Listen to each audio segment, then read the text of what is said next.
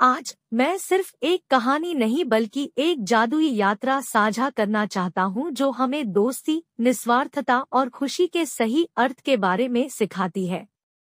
इससे पहले कि हम कहानी में उतरें, मैं आपको सदस्यता बटन दबाने और हमारे कहानी कहने वाले परिवार का हिस्सा बनने के लिए आमंत्रित करता हूँ।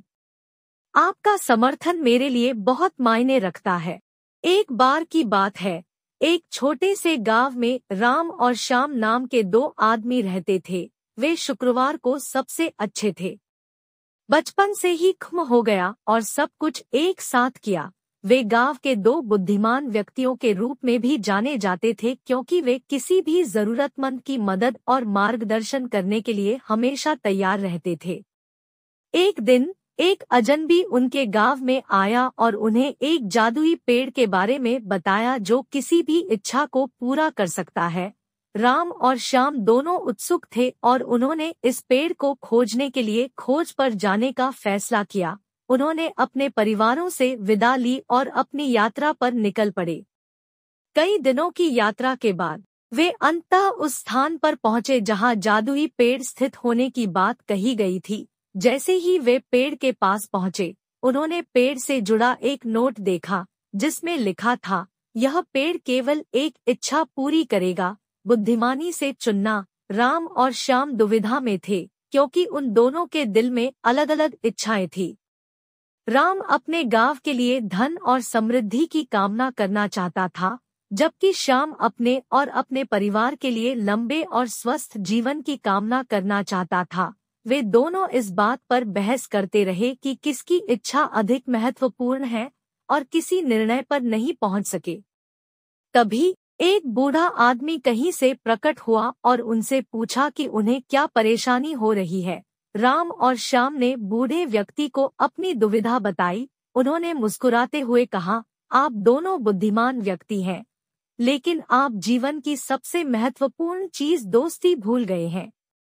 तब बूढ़े व्यक्ति ने उन्हें दो दोस्तों के बारे में एक कहानी सुनाई, जिन्हें एक बार एक जादुई दीपक मिला था जिसने उनकी 3 इच्छाएं पूरी की थी। पहले दोस्त ने धन और शक्ति की कामना की और दूसरे दोस्त ने लंबी उम्र की कामना की। हालांकि उनकी दोस्ती में खटास आ गई क्योंकि वे दोनों अलग अलग चीजें चाहते थे और किसी भी चीज पर सहमत नहीं हो सके।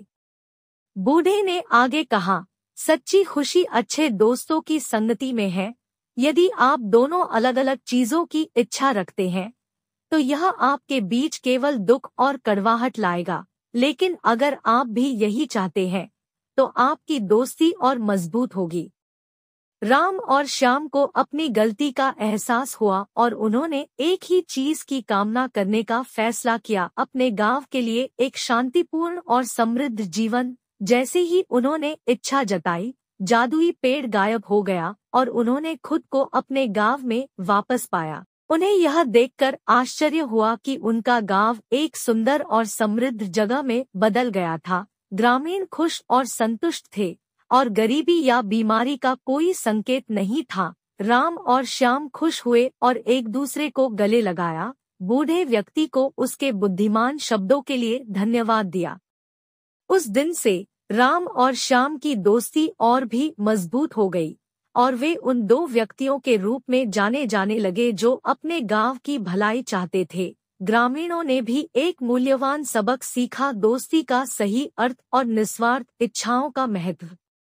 दोनों बुद्धिमान व्यक्तियों ने न केवल अपने गांव में समृद्धि लाई बल्कि सभी को एक मूल्यवान सबक भी सिखाया। उन्होंने दिखाया कि सच्ची खुशी दूसरों की खुशी में निहित है और निस्वार्थ इच्छाएं स्वार्थी इच्छाओं की तुलना में अधिक खुशी लाती है।